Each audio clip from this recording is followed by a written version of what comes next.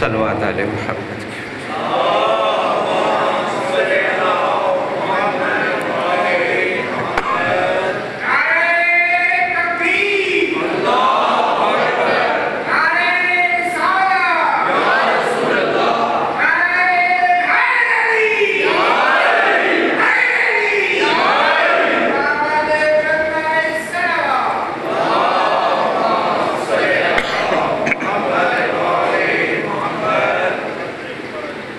ماشاءاللہ ولا حول ولا قوة الا باللہ العلی العظیم۔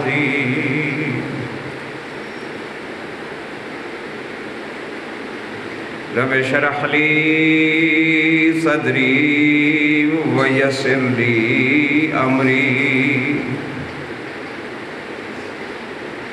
واحلل عقدۃ من لسانی یفقہوا قولی۔ اعوذ باللہ من الشیطان اللعین الرجیم، بسم اللہ الرحمن الرحیم۔ الحمدللہ رب العالمین والصلاة والسلام وتحیۃ والاکرام علی اشرف الانبیاء والمرسلین سیدنا و نبینا و شفیع ذنوبنا و طبیب قلوبنا و مولانا ابی القاسم محمد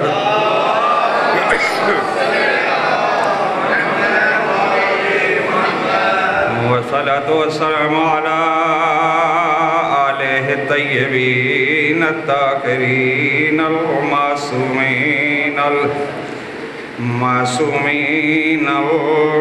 المنتجبین ولعنۃ اللہ علی اعدائہم اجمعین۔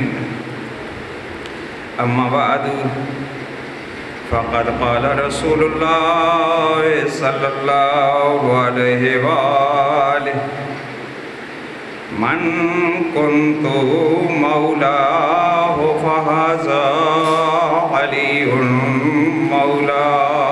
صلوات علیہ۔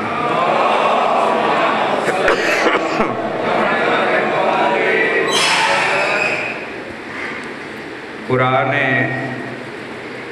شہادت کی میں تفسیر کروں گا۔ قرآن شہادت کی میں تفسیر کروں گا جب سینے پہ نوحہ کوئی تحریر کروں گا۔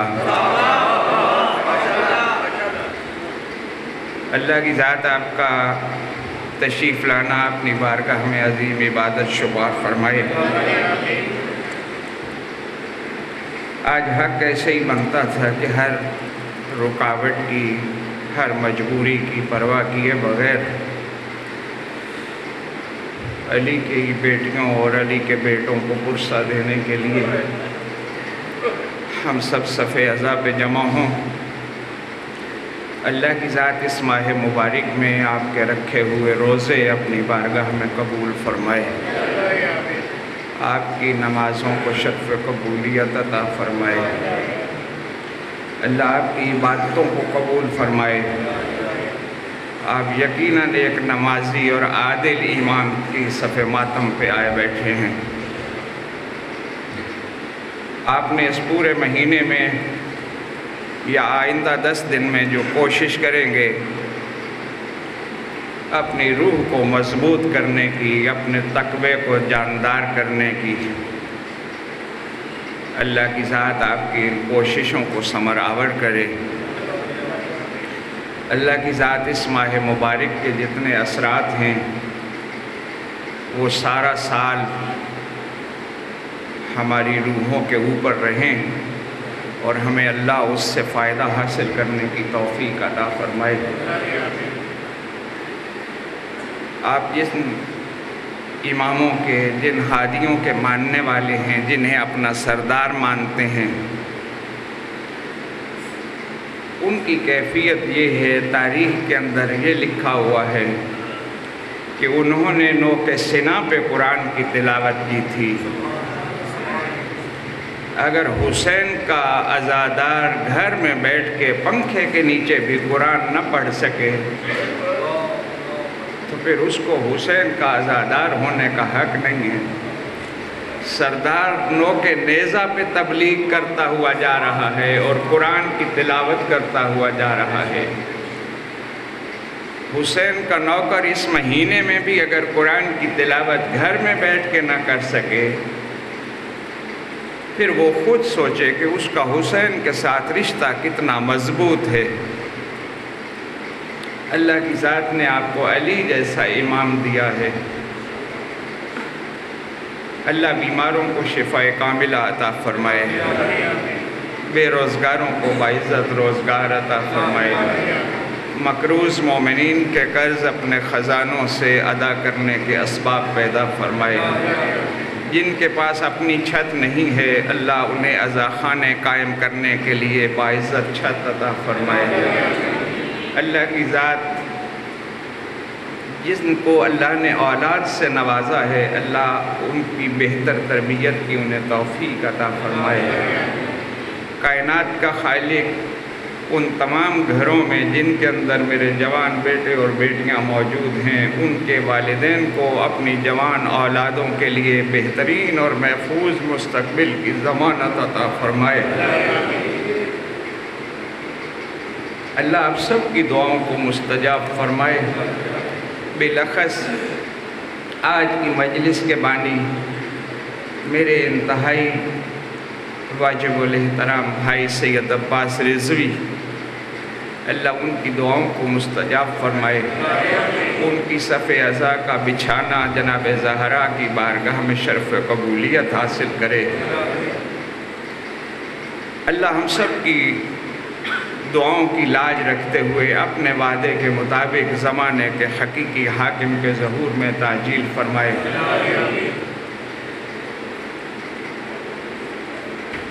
لائق تحسین ہیں آپ کے جذبات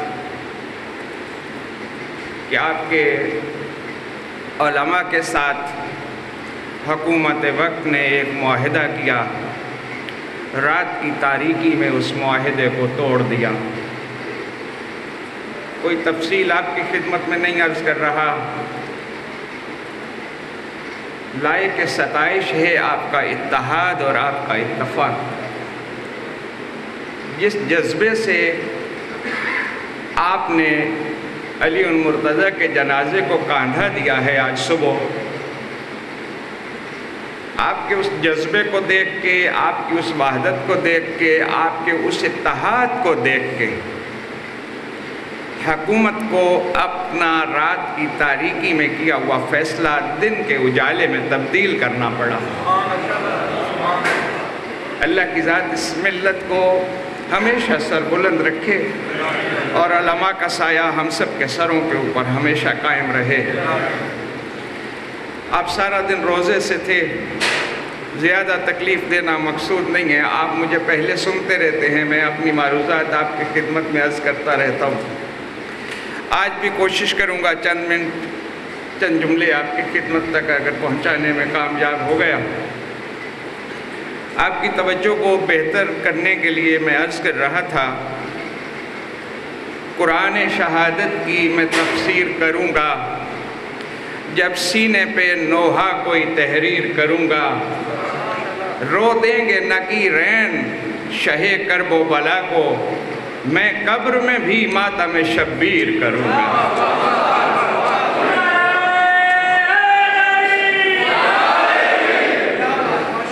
رو دیں گے نکیرین شہ کرب و بلا کو، میں قبر میں بھی ماتم شبیر کروں گا۔ بس بلا تمہید ایک لفظ بھی ایسا نہ ہو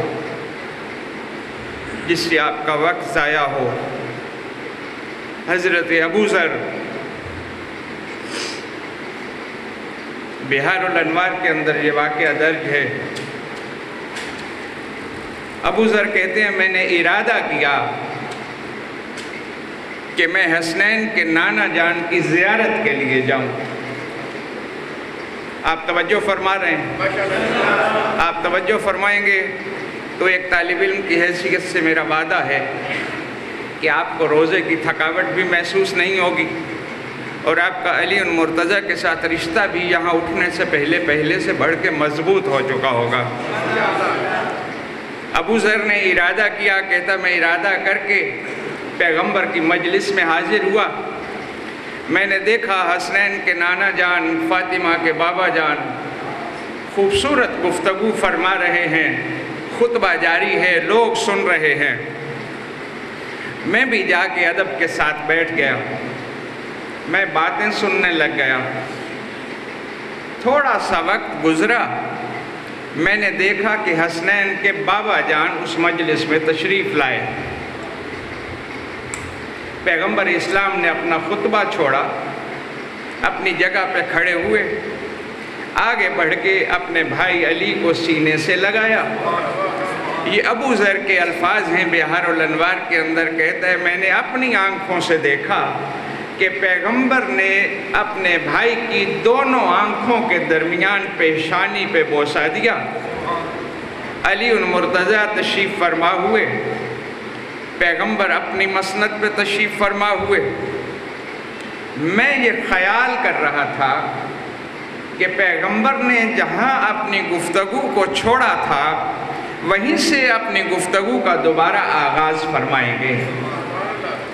کہتا ہے میرے ذہن کے اندر یہ سوال اور خیال تھا کہ پیغمبر اپنی اسی پہلے والی بات کو مکمل فرمائیں گے۔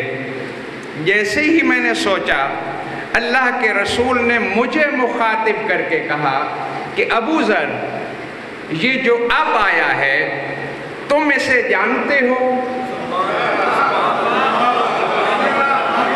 توجہ فرما رہے ہیں آپ کہ یہ جو اب آیا ہے، اے ابو ذر تم اسے جانتے ہو؟ ابو ذر کہتا ہے میں احتراماً اپنی جگہ پہ کھڑا ہوا، ہاتھ باندھ کے میں نے اللہ کے رسول سے کہا یا رسول اللہ، اسے پوری کائنات جانتی ہے، اسے کون نہیں جانتا؟ پیغمبر فرماتے ہیں جو تو جانتا ہے ذرا مجھے بتا۔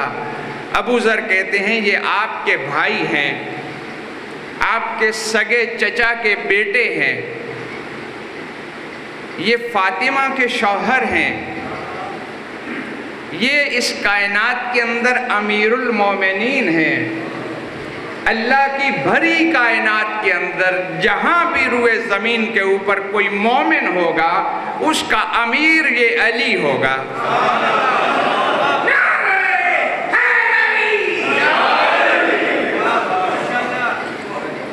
پیغمبر اسلام نے ابو ذر کو مخاطب کر کے کہا ابو ذر یہ آپ نے بتایا، اب آپ چاہتے ہو کہ میں محمد اس کے بارے میں کچھ بتاؤں؟ ابو ذر کہتے ہیں یا رسول اللہ، اس سے بڑی بات کیا ہے، آپ رسالت کی زبان سے کچھ ارشاد فرمائیں، علی کا تعارف کروائیں۔ پیغمبر اسلام فرماتے ہیں ابو ذر سن، آپ اس بات پہ بھی غور کیجئے گا کہ پوری محفل تھی لیکن بات ابو ذر سے ہو رہی تھی، بات ابو ذر سے ہو رہی تھی۔ ابو ذر سن، اللہ نے میرے بھائی علی کو اس کائنات کے اندر ایسا چمکتا ہوا امام بنایا ہے جیسے اس کائنات کے اندر اللہ کا سورج چمکتا ہے۔ ابو ذر کا دل خوش ہوا۔ پیغمبر فرماتے ہیں اے ابو ذر، اگر یہ علی نہ ہوتا تو اس کائنات کے اندر پہچان ہی نہ ہو سکتی کہ حق کیا ہے اور باطل کیا ہے۔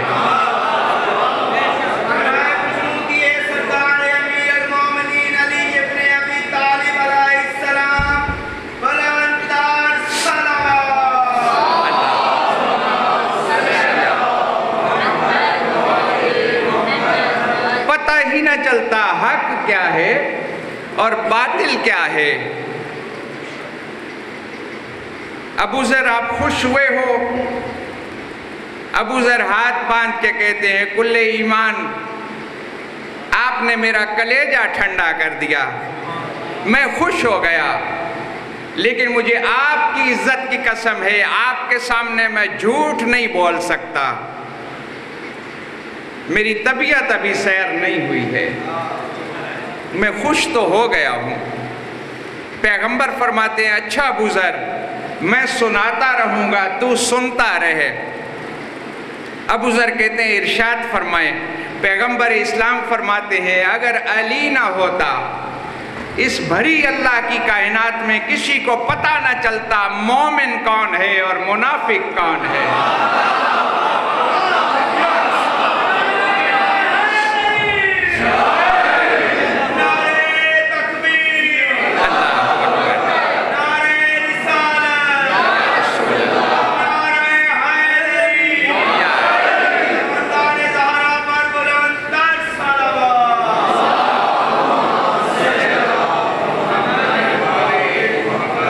مومن کون ہے اور منافق کون ہے؟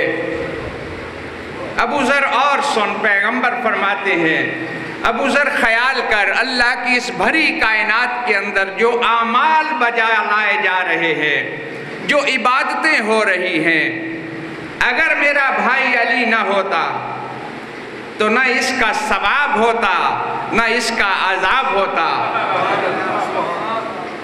ہر عمل کی قبولیت کی شرط اللہ نے قرار دیا میرے بھائی علی کی محبت۔ ابو ذر کھڑے ہوئے اپنی جگہ پہ، کہا یا رسول اللہ کچھ اور ارشاد فرمائیے۔ پیغمبر فرماتے ہیں اچھا ابو ذر سن، اب اگر آپ نے ایک نعرہ لگا کہ میرے کلیجے کو بھی ٹھنڈا کر دیا ہے، میرا بھی حق بنتا ہے کہ میں ابھی آپ سے پیغمبر کی زبانی کی ہوئی بات کو آپ کی خدمت میں ایسے عرض کروں کہ آپ کی بھی تھکاوٹ دور ہو جائے اور آپ کو بھی پتہ چلے کہ ہمارا سردار کیسا سردار ہے۔ ہم جس علی کو اپنی عقیدتوں کا مرکز اور محور مانتے ہیں وہ علی کیسا ہے؟ پیغمبر اسلام فرماتے ہیں اے ابو ذر سن، اللہ نے عرش کے جتنے ستون ہیں اپنے عرش کے ہر ستون کے ساتھ 70,000 ملائکہ کو بٹھا دیا ہے۔ پھر فرمایا اللہ کے عرش کے جتنے ستون ہیں ہر ستون کے ساتھ اللہ نے 70,000 ملک بٹھا دیے ہیں۔ جناب ابو ذر کہتے ہیں یا رسول اللہ پھر یہ بھی ارشاد فرما دیجئے کہ اللہ کے عرش کے سارے ستون ہیں کتنے؟ توجہ فرما رہے ہیں آپ؟ اللہ کے عرش کے کتنے ستون ہیں؟ پیغمبر اسلام زہرا کے بابا جان فرماتے ہیں، حسین شریفین کے نانا جان فرماتے ہیں اے ابو ذر اللہ کے عرش کے نیچے 3,60,000 ستون ہے، ہر ستون کے ساتھ 70,000 اللہ کا مقرب فرشتہ بیٹھا ہے۔ اب کوئی کیلکولیٹر ہو تو حساب کریں نا کہ وہ پھر تعداد فرشتوں کی کتنی بنتی ہوگی۔ پیغمبر خود فرماتے ہیں ابو ذر کچھ اندازہ لگایا تم نے کہ اللہ کے یہ ملک جو 3,60,000 ستونوں کے ساتھ ہر ستون کے نیچے 70,000 ملک بیٹھا ہے، ان کی تعداد کتنی ہوگی؟ اب ابو ذر کی حیرت میں اضافہ ہوا اور ابو ذر کہتا ہے کہ آپ ہی فرمائیں ان کی تعداد کتنی ہے؟ پیغمبر فرماتے ہیں کہ ان کی تعداد 25 ارب اور 20 کروڑ بنتی ہے۔ 25 ارب اور 20 کروڑ بنتی ہے۔ سلمان کے چہرے پہ پیغمبر اسلام کی نظر پڑی، حیرت میں ڈوبا ہوا چہرہ دیکھ کے پیغمبر فرماتے ہیں ابو ذر کیا تو جانتا ہے کہ وہ فرشتے کرتے کیا ہیں؟ یا رسول اللہ آپ فرمائیں۔ پیغمبر فرماتے ہیں وہ تسبیح نہیں کرتے۔ اتنے فرشتے 25 ارب اور 20 کروڑ اللہ کا فرشتہ جو عرش کے ستونوں کے ساتھ بیٹھا ہے، بہار الانوار کے اندر یہ واقعہ موجود ہے۔ اپنی طرف سے کبھی بھی میں نے کوئی بات نہیں کی ہے کہ وہ کرتے کیا ہیں۔ پیغمبر فرماتے ہیں وہ تسبیح نہیں کرتے، وہ تحلیل نہیں کرتے، وہ ذکر میں مصروف نہیں ہیں۔ ابو ذر کی حیرت میں اضافہ ہوتا جا رہا ہے۔ پیغمبر فرماتے ہیں وہ اللہ کا سجدہ نہیں کرتے، وہ رکوع نہیں کرتے، وہ قیام نہیں کرتے۔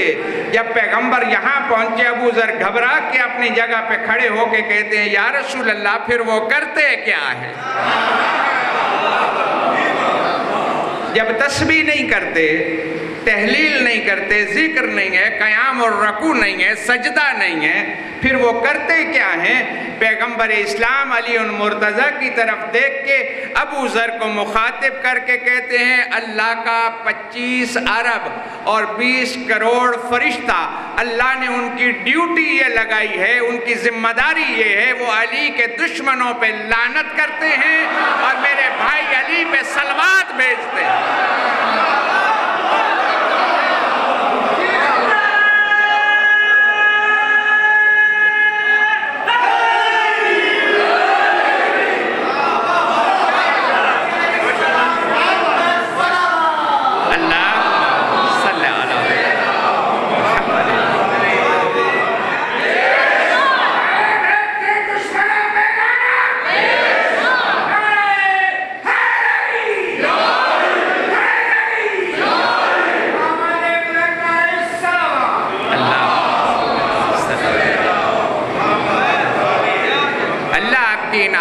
کو عبادت میں شمار فرمائے۔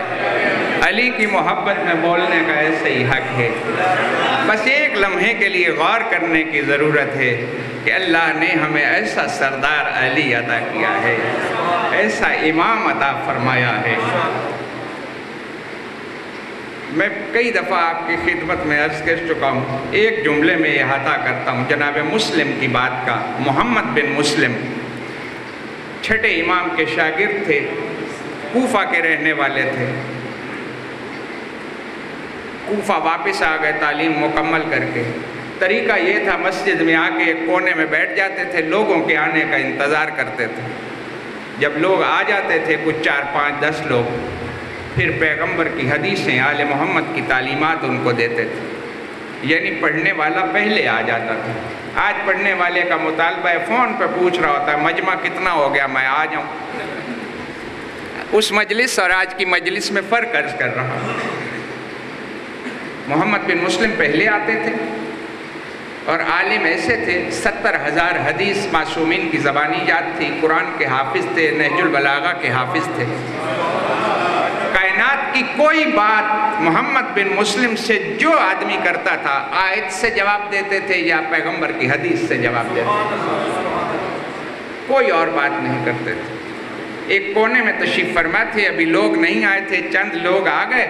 ایک شخص جو ہے اس نے دوسرے سے پوچھا کہ یہ محمد ہے کون، یہ کہاں سے آیا ہے، کتنا بڑا عالم ہے، اس سے کوئی بات کرتے ہیں یہ یا قرآن کی آیت سے جواب دیتا ہے یا حدیث سے جواب دیتا ہے، کتنا بڑا عالم ہے۔ اس شخص نے پوچھنے والے کو جواب دیا کہ یہ امام جعفر صادق کا شیعہ ہے۔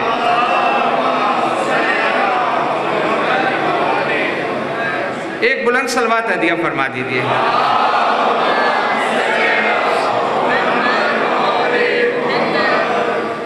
میں نے بہت کم مصائب 2-4 جملے آپ کی خدمت میں عرض کرنے۔ جعفر صادق کا شیعہ ہے، یہ بات محمد بن مسلم کے کانوں پہ پڑی۔ محمد نے گریہ کرنا شروع کر دیا، رونا شروع کر دیا زاروں قطار۔ یہ شخص گھبرا کے محمد بن مسلم کے پاس گیا، گھٹنوں پہ ہاتھ رکھا، کہا محمد میں نے کوئی غلط بات کر دی، آپ میری بات سن کے رونے لگ گئے؟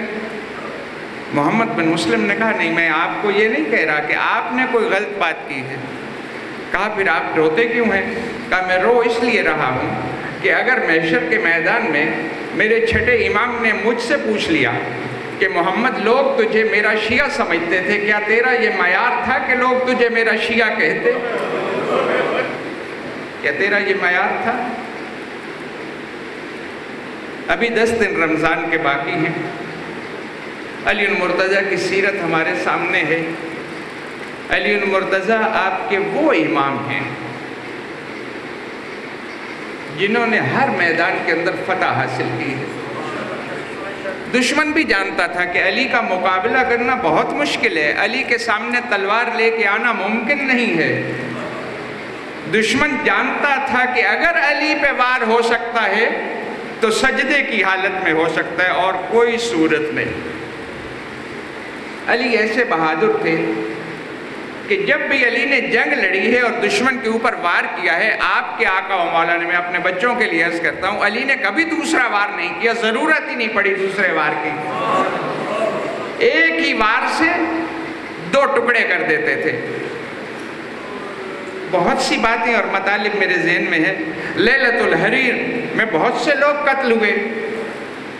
صبح جب سورج چڑھا تو ایک قبیلے کے لوگ آئے، ایک شخص سے کہتے ہیں کہ جب یہ قتل عام ہو رہا تھا، جب یہ جنگ جاری تھی، تو یہاں موجود تھا، تو بتا کہ ہمارے مردوں کو کس نے قتل کیا ہے، کیونکہ تو دیکھ رہا تھا، ہمیں اس کا نام بتا۔ وہ جواب دیتا ہے کہ اب اس بحث کا وقت نہیں ہے کہ میں تمہیں بتاتا پھروں کس کو کس نے مارا، بس تم اپنے مردوں کو اٹھاؤ اور اپنے گھر لے جاؤ، ان کے 2 ٹکڑے سب کے ہو چکے ہیں، تم دونوں ٹکڑوں کا وزن کر کے اپنے اپنے گھروں میں دیکھو، اگر ان کا وزن برابر ہو، ایک رتی کا بھی فرق نہ ہو، تو پھر سمجھنا کہ ان کو ابو طالب کے بیٹے علی نے قتل کیا۔ پھر ابو طالب کے بیٹے علی نے قتل کیا۔ علی جب وار کرتے تھے برابر 2 ٹکڑے کرتے تھے، چاہے اس طرح کرتے تھے چاہے سر کے اوپر وار کرتے تھے، جیسے کاٹتے تھے 2 برابر ٹکڑوں میں وہ دشمن علی جو ہے وہ زمین پہ ڈھیر ہو جاتا۔ علی ایسے بہادر اور عبادت گزار ایسے تھے، میں قربان ہو جاؤں کہ اگر قاتل بھی سامنے کھڑا ہے تو پھر بھی سجدہ کرنے سے کوئی روک نہیں سکا علی کو، علی کو کوئی نہیں روک سکا۔ میرے عزیز پڑھ رہے تھے، بہت خوبصورت انہوں نے پڑھا، اللہ ان کی زبان میں اور تاثیر عطا فرمائے۔ ذکر کرنا ہوتا ہے، پنجابی میں ہو اردو میں ہو۔ کوفہ میں علی المرتضیٰ کی بادشاہی دیکھ کے، علی کی عدالت دیکھ کے عورتوں نے مطالبہ کیا تھا کہ یا علی آپ کی عدالت ہم نے دیکھی ہے، ہم آپ کی بیٹیوں سے ملنا چاہتی ہیں۔ علی رو دیتے تھے ان کے اس مطالبے پہ، کہتے تھے میری بیٹی کا تو سفر کرنے کی یاد ہی نہیں، وہ مدینے میں ہے، میں کوفہ میں ہوں، میں کیسے بلاؤں زینب و ام کلثوم کو۔ ان کا اصرار بڑھ گیا، علی نے ان کی بات کو مان لیا، کہا اچھا میں اپنی بیٹیوں کو مدینے سے بلاتا ہوں۔ بس اپنے بچوں کو خط لکھا، خط کی تفصیل میں بھی نہیں جاتے، بس آخر پہ ایک جملہ لکھا کہ اپنی بہنوں کے آرام کا خیال کرنا، رات کو سفر کرنا، دن کو آرام کرنا، اور جب کوفہ آ جاؤ نا تو خود کوفہ میں داخل نہ ہونا، مجھے اطلاع کرنا، میں اپنی بیٹیوں کو لینے خود کوفہ کے باہر آؤں۔ زینب ام کلثوم کا استقبال کیا، اپنے گھر لے آئے، زینب نے وہاں مکتب قائم کیا۔ اللہ آپ سب کو، میرے سامنے وہ چہرے موجود ہیں جو علی کا وہ گھر دیکھ کے آئے ہیں، وہاں بیٹھ کے نمازیں پڑھ کے آئے ہیں جہاں علی نماز پڑھا کرتے تھے۔ اللہ آپ سب کو وہ زیارت قبول فرمائے، اللہ آپ کی دعاؤں کو مستجاب فرمائے۔ علی المرتضیٰ کے قتل کی بہت ساری وجوہات ہیں۔ ایک بات اپنے بچوں کے لیے عرض کرتے تو بہت سے لوگ قتل ہوتے ہیں دنیا کے اندر، کوئی اس لیے قتل ہوتا ہے کہ وہ کسی پہ ظلم کرتا ہے، کوئی اس لیے قتل ہوتا ہے جو کسی کا حق کھا لیتا ہے، لیکن علی المرتضیٰ کے قتل کی سب سے بڑی وجہ علی کی عدالت تھی۔ عدالت کے اندر اتنی شدت تھی، علی المرتضیٰ سے کہا گیا یا علی اگر آپ کو اقتدار دے دیا جائے، آپ کو حکومت دے دی جائے، تخت پہ بٹھا دیا جائے اور آپ سے یہ کہا جائے کہ آپ ایک چونٹی کے منہ کے اندر جو غذا کا ایک باریک سا ذرہ ہے آپ اس کو چھین لیں، ہم اس کے بدلے آپ کو تخت پہ بٹھا دیں گے۔ علی المرتضیٰ نے کہا کہ جو حکومت چونٹی کے منہ سے وہ ذرہ چھین کے مجھے حاصل ہوتی ہے، میں اس تخت پہ لعنت بھیجتا ہوں، میں اس چونٹی کے ساتھ زیادتی نہیں کر سکتا۔ یہ ہے علی کی عدالت۔ علی جب مسند پہ آئے، بہت سے لوگوں نے خواہش کی کہ علی ہمارے دوست ہیں، ہمارے جاننے والے ہیں، بہت سے عہدے خالی ہوئے ہیں، جو کرپشن کرتا علی ہٹا دیتے، کہتے ہیں اتنے عہدے خالی ہو رہے ہیں، علی ہمیں کوئی عہدہ دے دیں گے۔ 2 آدمی علی کے دروازے پہ آئے، دق الباب ہوا، غلام نے نام پوچھا، جا کے علی المرتضیٰ کو بتایا، کہا طلحہ اور زبیر آئے ہیں۔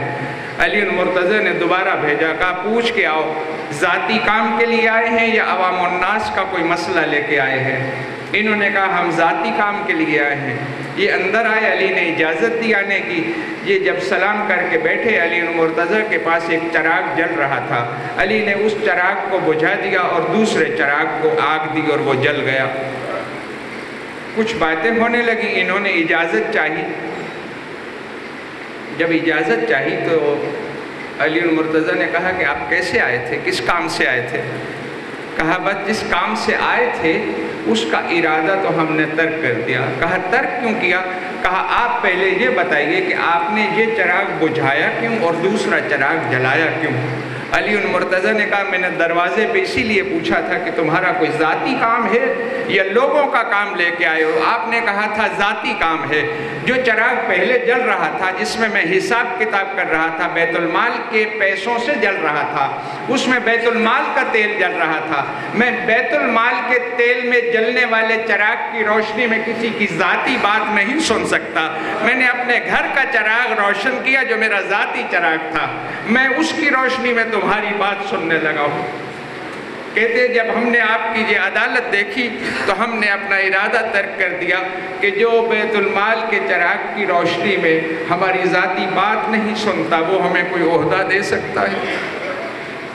جناب عقیل آئے، علی المرتضیٰ نے ان کا جتنا حصہ بنتا تھا معروف واقعہ ہے دے دیا۔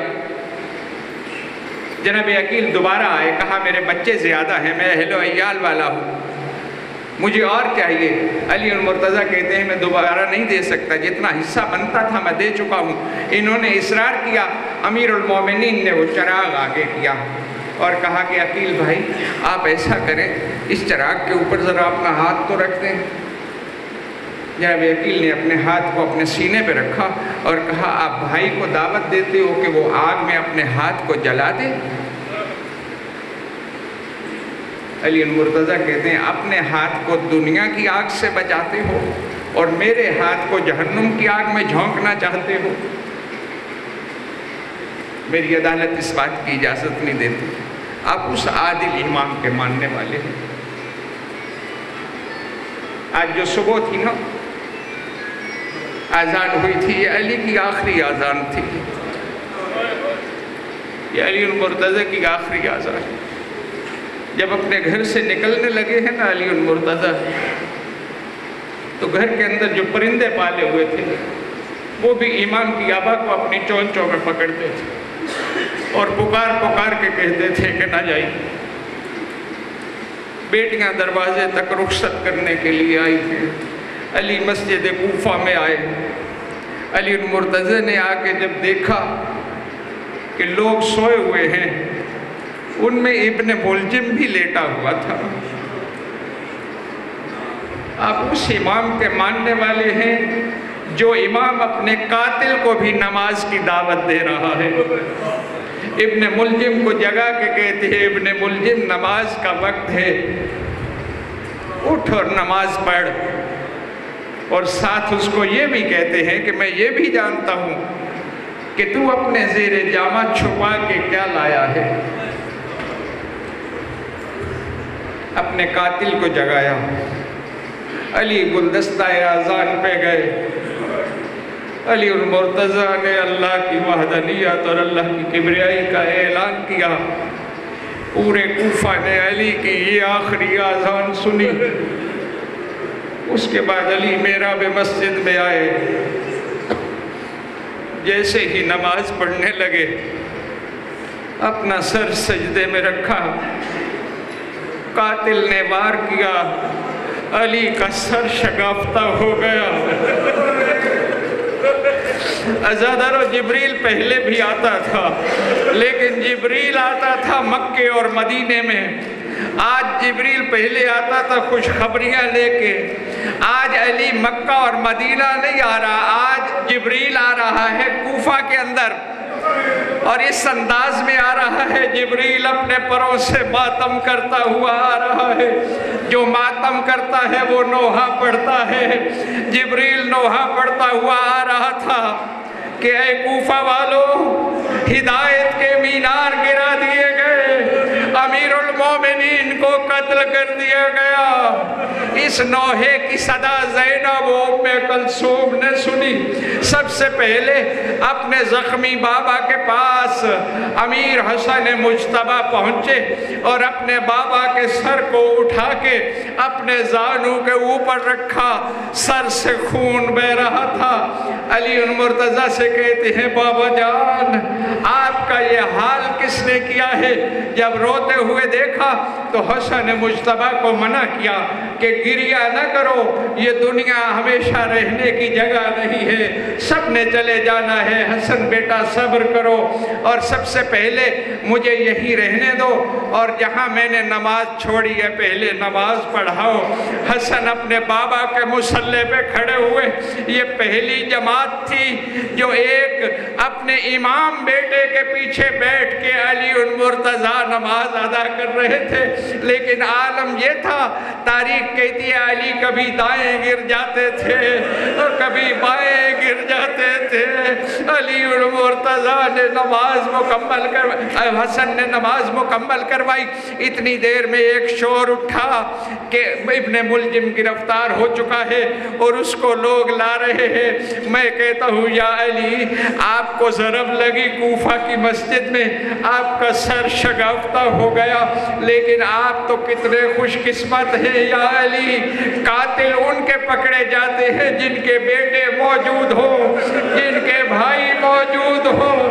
آپ کے بھائی بھی موجود تھے، آپ کے بیٹے اور اصحاب وفادار بھی موجود تھے۔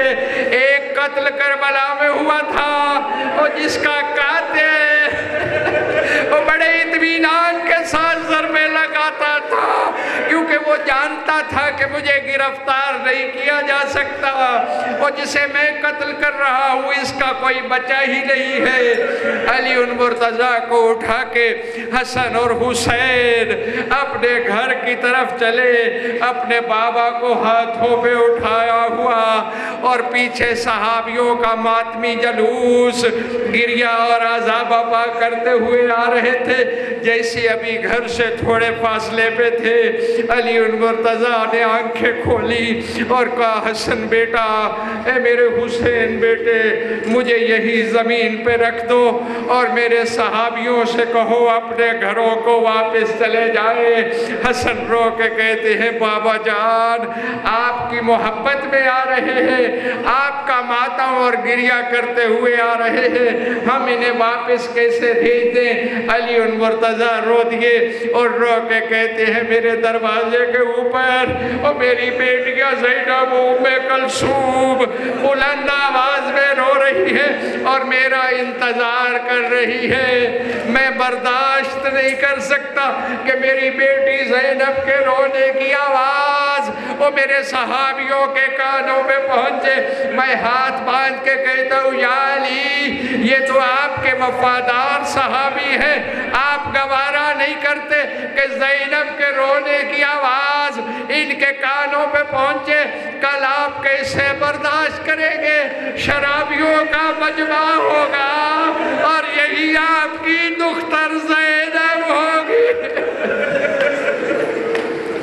عزادارو علی المرتضیٰ کو گھر لایا گیا۔ علی المرتضیٰ کو گھر کے اندر اس مقام پہ لایا گیا۔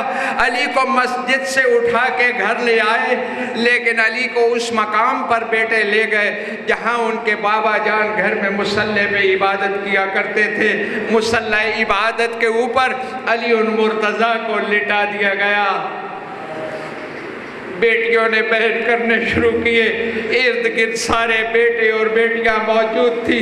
علی المرتضیٰ نے حسین کو منع کیا کہ حسین بیٹا تم بھی گریہ نہ کرو، تم جب قتل کیے جاؤ گے تو تمہیں رونے والا کوئی نہیں ہوگا۔ حسین کو منع کیا۔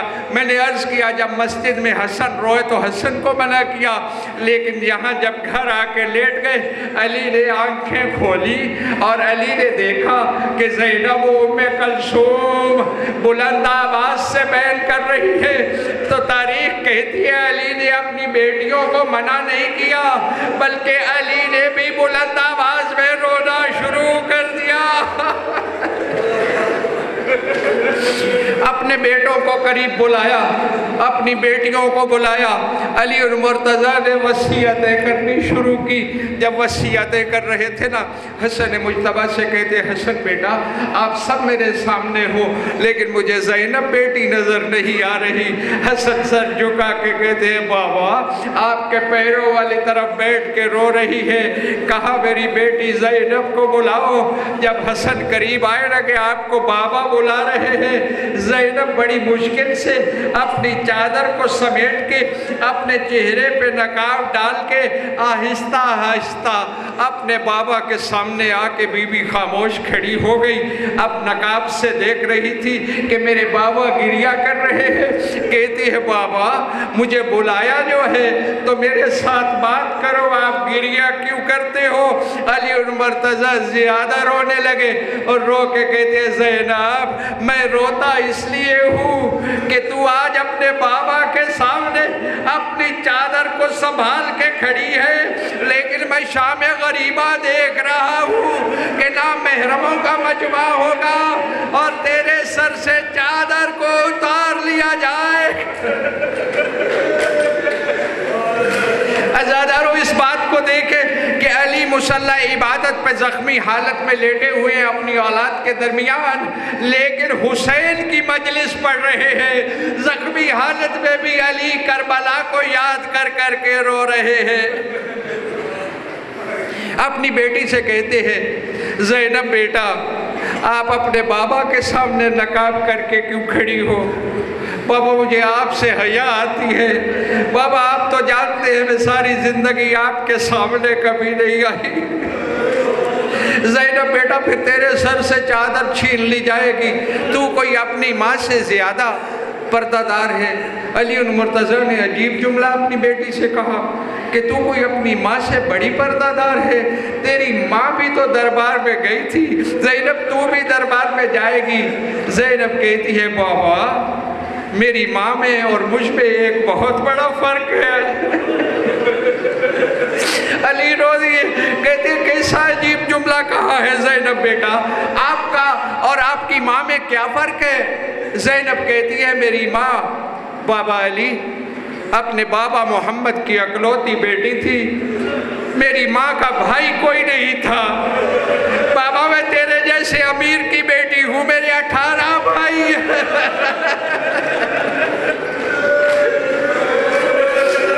میں دربار میں کیوں جاؤں گی؟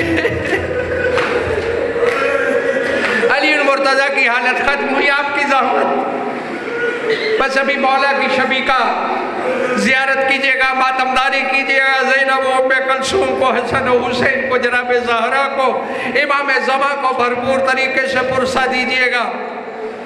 بابا کی حالت دیکھ کے حسن مجتبیٰ دوڑے اور ایک طبیب کو بلایا۔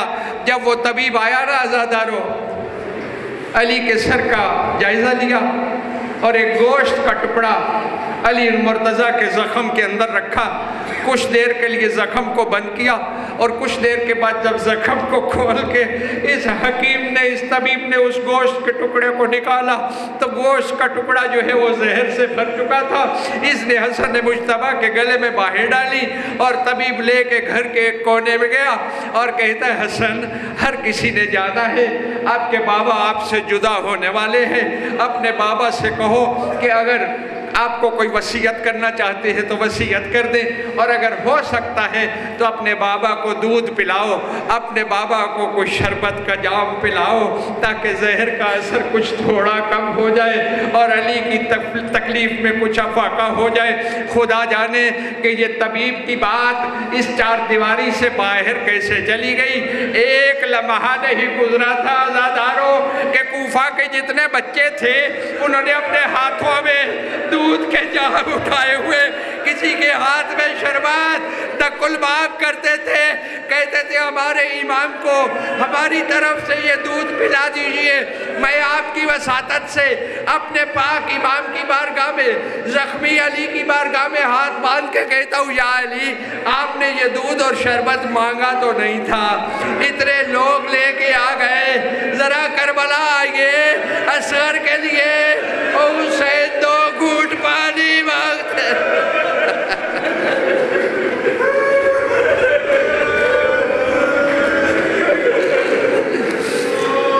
یہی صبح ہو گئی،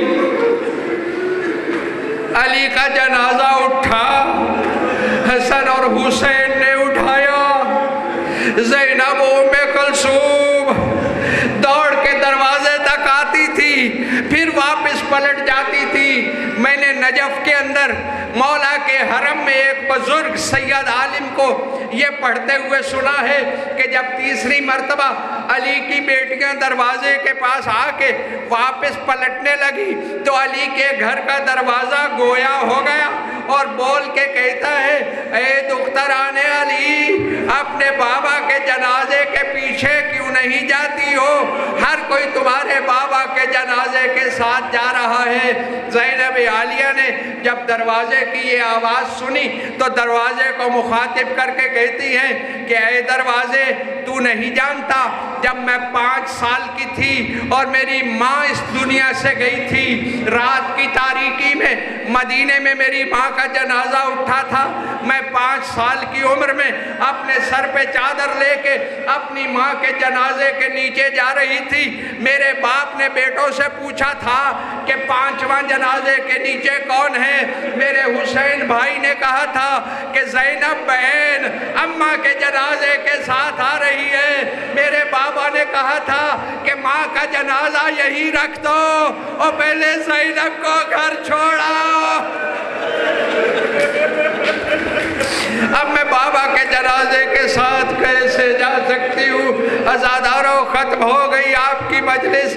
میں کہتا ہوں علی مرتضیٰ، آپ دیکھ رہے ہیں کہ حسین اور حسن نے آپ کا جنازہ اٹھایا ہوا ہے، آپ کا جنازہ قبرستان کی طرف، نجف کی طرف بڑھ رہا ہے، لیکن یا علی ذرا روزی عاشور کربلا آ کے دیکھیے گا، یہی حسین جو آپ کا جنازہ اٹھا کے لے جا رہا ہے، اس حسین کا جنازہ اٹھانے والا کوئی نہیں ہوگا، نہ حسین کو کوئی غسل اور کفن دینے والا، نہ حسین کا کوئی جنازہ پڑھنے والا۔